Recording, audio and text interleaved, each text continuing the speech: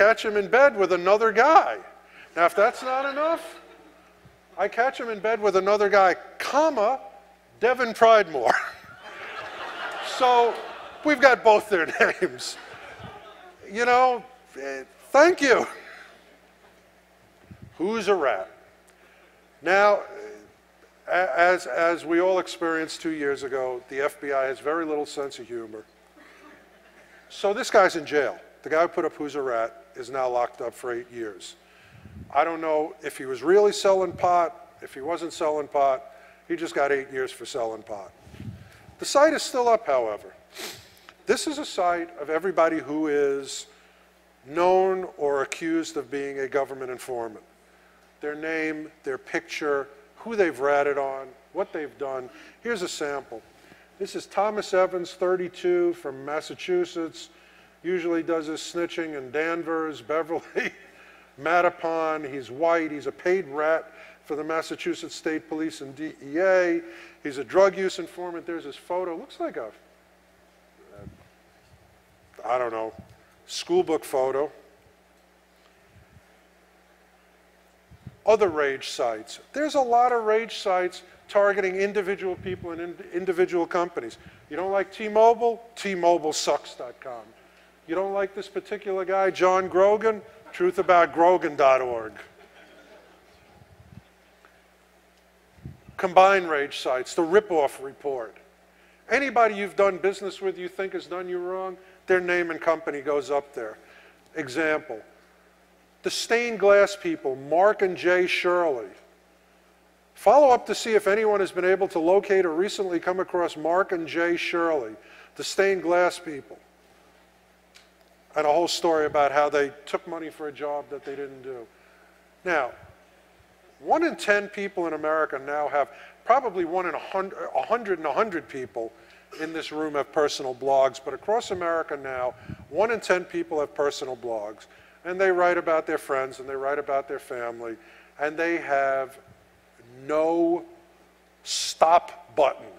They write about everything. Here's a woman going through an ugly divorce and decided to blog about it. And by the way, not only did she blog about it, she put up a whole YouTube video, and she posts to YouTube every few days. Here's an example of what she put up on the blog. She says, "We never had sex. He said it was because he had high blood pressure. I accepted that. Then, last year I found Viagra, porn movies, and condoms. Maybe I should call him up and ask him what he wants to do with the condoms." Okay, mind-boggling to me that people write about this stuff on the net. I'm old school, but this is the new reality. Even newspapers, even supposedly reputable newspapers, you get arrested for anything, they put your name, the arrest, and the photo up on their website. I mean, they're really considerate. They put next to the photo, so-and-so was charged with DWI. The gallery represents the charge at the time of the photo.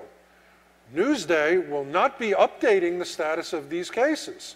All are presumed innocent unless proven guilty. Gee, thanks, Newsday. This is up there forever. And if Newsday decides to take it down, it's in the Wayback Machine, it's in archive.org, it's, you know, cached somewhere. Even if this guy was mistakenly arrested for the rest of his life, there you go. Oh, I shouldn't zip past this. This guy's mother was dating somebody, and this 14-year-old kid thought that the guy was kind of a bad guy.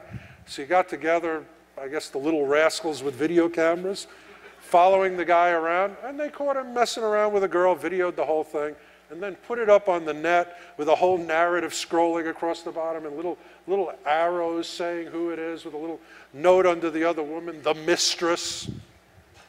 You know, frankly, the most dangerous thing is a 14-year-old guy with a video camera. Now, not so public stuff, but stuff that investigators and other people looking at you use every day. The appropriately named MIB, the Medical Information Bureau. Every time you apply for insurance, every time you make a claim, every time you have a medical test, all your HMO stuff, in there or in ISO. There's 2.